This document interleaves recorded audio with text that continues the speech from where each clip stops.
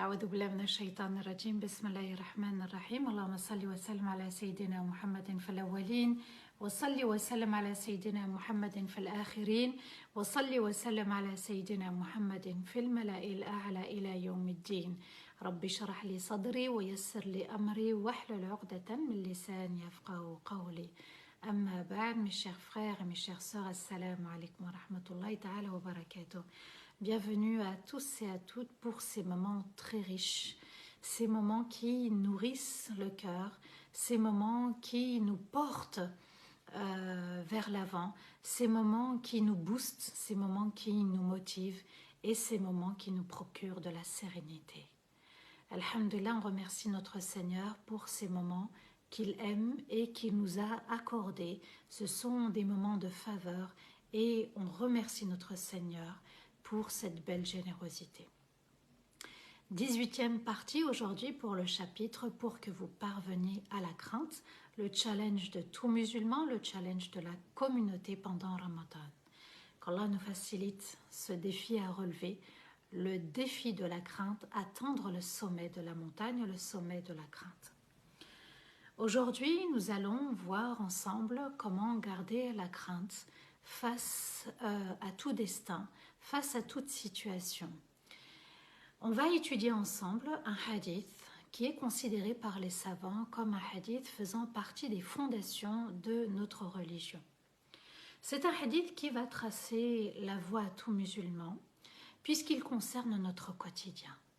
C'est un hadith et en même temps des conseils que le prophète alayhi salatu wassalam va donner à un jeune garçon qui est son cousin Abdullah ibn Abbas radiallahu anhu. Ce jeune garçon va profiter des conseils du prophète alayhi salatu wassalam alors qu'il est sur la monture de son grand cousin Rasulullah sallallahu alayhi wa sallam. Ici le prophète va lui parler. Il lui parle subhanallah comme un adulte. Mais il lui parle avec des mots simples, des mots qui vont impacter la personnalité de Abdullah ibn Abbas. Et c'est important aussi de semer des petites graines comme ça dans l'esprit des enfants, dans le cœur des enfants. Et puis c'est un hadith aussi qui est destiné aux plus grands, aux adultes. Voici les conseils du prophète alayhi salatu wassalam. Un hadith où Rasulullah sallallahu alayhi wa sallam dit « Ihfadillah yahfadk ».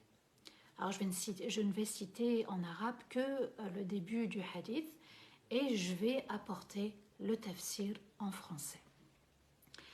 Protège les commandements d'Allah et il te protégera. Protège les commandements d'Allah et tu le trouveras dans ta direction. Quand tu veux demander, demande à Allah. Et quand tu as besoin d'aide, alors demande l'aide d'Allah. Et sache que si la communauté se réunissait pour t'être utile en quoi que ce soit, ils ne pourront être utiles que si Allah l'a permis et l'a écrit pour toi. Et s'ils se réunissent pour te nuire en quoi que ce soit, ils ne pourront te nuire que si Allah l'a écrit et l'a permis pour toi. Les crayons ont été levés et les feuillets ont séché. Quel magnifique hadith, un hadith profond où le prophète alayhi salatu wassalam explique à Abdullah ibn Abbas qu'il est important de rester sur le chemin de la crainte, le chemin de l'obéissance, de protéger le souvenir d'Allah, de protéger les actes obligatoires, de protéger les commandements de notre Seigneur. Celui qui protège les commandements d'Allah, qu'il nous a imposés, décrétés, ordonnés, eh bien Allah le protégera. Il vivra sous la protection d'Allah. Et Allah sera toujours à ses côtés. Et celui dont Allah l'a protégé,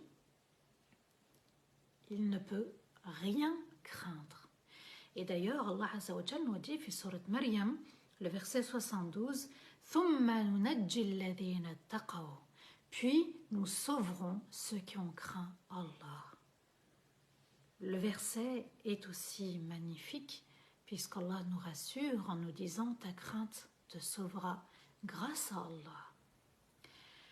Craindre Allah, c'est rester sur le chemin de l'obéissance, Mais la crainte ici signifie en étant dans la sérénité, en étant rassuré avec Allah. Ce n'est pas une crainte que on peut vouer vis-à-vis d'un être humain. C'est une crainte unique vis-à-vis d'Allah Azzawajal. Parce qu'en même temps on l'aime, en même temps on le craint, en même temps on veut lui obéir, en même temps on a peur de désobéir. Alors ici, le prophète alayhi salatu wassalam profite de ce moment et dit à Abdullah ibn Abbas, prends l'habitude d'obéir à Allah, tu seras protégé. Prends l'habitude d'obéir à Allah, il sera tout proche de toi. Prends l'habitude d'obéir à Allah et lorsque tu demanderas, il te donnera. Et lorsque tu demanderas de l'aide, il t'aidera. Et sache aussi que si les gens de cette communauté ont décidé de te faire un mal, ils ne pourront t'atteindre que si Allah l'a permis, que si Allah a donné le feu vert. Et sache que si cette communauté voulait te faire du bien aussi, eh bien, ils ne pourront y parvenir que si Allah l'a autorisé, l'a permis, l'a écrit et l'a inscrit pour toi. La crainte d'Allah. Préserver la crainte d'Allah dans son cœur. Avoir le souci de le craindre. Et Allah Azzawajal nous dit, même dans le destin, j'interviens. C'est moi qui décide. Et Allah protégera toujours ses serviteurs. Et Allah sera toujours juste envers ses serviteurs et même envers quiconque. Allah est juste. Même Allah le dit, Inni harramtu dhulma ala nafsi. Je me suis interdit l'injustice.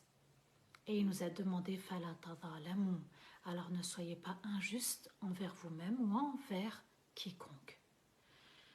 Ce hadith vient nous rassurer, ce hadith vient nous apaiser et ce hadith vient nous dire aie confiance en Allah. Fais les efforts d'obéir, fais les efforts de te rapprocher d'Allah avec la crainte et tu verras qu'il sera toujours dans ta direction, toujours à côté de toi, proche de toi. Et à la fin de ce hadith, le prophète alayhi salatu wassalam nous dit Rufi'at al-aqlam. Les crayons ont été levés et les feuillets ont séché. Les crayons qui ont écrit que les gens allaient se réunir pour toi ou contre toi, c'était écrit par Allah et c'est acté. Tu ne pourras rien y faire. On t'a annoncé le décès de quelqu'un, ne t'en prends pas à celui peut-être qui a mal géré la situation. C'était à ce moment-là que cette personne devait décéder. Tu as perdu ton job, ne t'en prends pas à l'entreprise ou à qui que ce soit. C'était ainsi. Tant que tu as fait les efforts de la crainte, tant que tu es resté sur le droit chemin, sache que ce qui t'arrive, ce qui nous arrive à tous et à toutes, eh bien c'est Allah qui a donné son feu vert. Est-ce qu'on pourrait s'en prendre au destin d'Allah? Absolument pas. Ma foi me dit non. Et à moi de rester pudique vis-à-vis d'Allah dans mes propos et dans mes actes et de ne pas dépasser la limite d'Allah. Alors, les compagnons un jour ont été informés par le prophète alayhi salatu wassalam que les actes étaient tous inscrits. Alors les compagnons ont réagi en disant mais alors on s'en remet à notre livre, c'est-à-dire pourquoi mon œuvre? Et là le prophète alayhi salatu wassalam a répondu œuvrez car à chacun lui sera facilité selon ce pourquoi il est voué, soit vers le paradis, soit vers l'enfer. Alors ce hadith, il faut aussi le compléter par des versets de Surat al-Layl, la sourate de la nuit, où Allah Azza wa Jal nous dit Inna sa'yakum la shatta, fa amma man a'ata wattaqa wa saddaqa bil husna, fa sanuyassiruhu lil yusra. Wa amma man bakhila wastaghna wa kadhaba bil husna, fa sanuyassiruhu lil usra. Ici, le prophète, alayhi salam, eh bien, sa parole va être appuyée par ces versets-là. Quant à celui qui a donné de l'obéissance et a craint la colère d'Allah et a véritablement cru en l'excellence, alors nous lui faciliterons vers la voie. Et celui qui se montre paresseux face à l'obéissance d'Allah et s'est suffi de la vie sur terre et ont rejeté l'excellente vie, alors nous lui faciliterons vers la voie difficile. Ici, les versets d'Allah, les paroles d'Allah nous disent que les gens sont différents. Il y a les gens qui veulent le paradis, ils sont totalement différents. Il y a les gens qui veulent l'enfer. Il y a celles qui recherchent l'obéissance, qui donnent de leur temps, qui donnent de leur santé pour rester dans l'obéissance et qui ont peur de la colère d'Allah, du châtiment, du feu de l'enfer. Et ils croient véritablement en la parole excellente. Et au lieu excellent, al-husna, c'est-à-dire la ilaha illallah, qui signifie seul Allah mérite d'être adoré. Et je vais vouer ma vie à Allah. Et puis, il y a cette récompense de nos œuvres, le paradis. Ceux qui agissent ainsi, Allah va tout faciliter. Et vous avez des personnes comme ça arrivées à la mort, tout est facilité. Elles voulaient une vie facile et agréable auprès d'Allah, et à la mort, Allah facilite tout. Et vous avez une autre catégorie de personnes qui, elle, a recherché à désobéir, qui a voulu désobéir, qui s'est entêtée à désobéir. Et Allah nous dit, et qui s'est suffi de la vie sur terre, qui s'est accroché à cette vie, et qui s'est déconnecté de l'au-delà, eh bien, ils ont rejeté la vie excellente au paradis auprès d'Allah. Alors, ces personnes-là, Allah nous dit, on leur facilitera. Ils veulent ça? C'est ce qu'ils veulent? Eh bien, on va leur faciliter. On va leur faciliter vers la voie de la difficulté. L'enfer, c'est une vie difficile. Cette vie sur terre, c'est une vie difficile si on n'est pas proche d'Allah. Parce que l'âme, on ne l'a pas nourrie, parce qu'elle veut la lumière d'Allah, elle veut l'amour d'Allah, elle veut la crainte d'Allah, parce qu'elle a été créée ainsi. On était tous et toutes des âmes dans les cieux. Et Allah nous a demandé d'attester.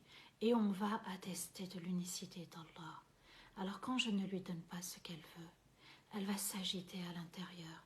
Elle est emprisonnée dans un carcan. Et ici, Allah Azza wa Jal nous dit, celui qui a une bonne intention, il veut vouer sa vie pour Allah, on facilite.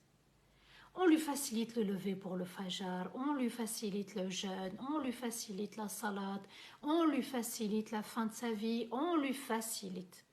Mais celui qui choisit la paresse et qui a du mal à obéir, et pour lui c'est un grand effort, et il a recherché les plaisirs de ce bas monde, on lui donnera ce qu'il voudra, mais c'est son choix à lui ou à elle.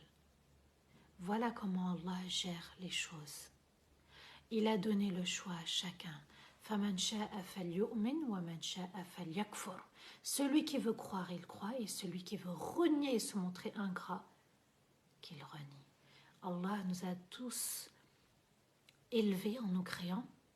Il nous a demandé de l'adorer et il nous a donné le choix.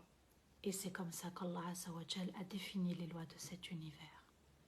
Qu'Allah nous permette d'être les meilleurs adorateurs, qu'Allah nous permette d'atteindre l'excellence, qu'Allah nous permette de purifier nos cœurs, qu'il n'y ait aucune tache d'un manquement, d'une douleur, d'un péché, d'une rancœur, parce qu'on ne doit rien laisser comme obstacle entre nous et Allah.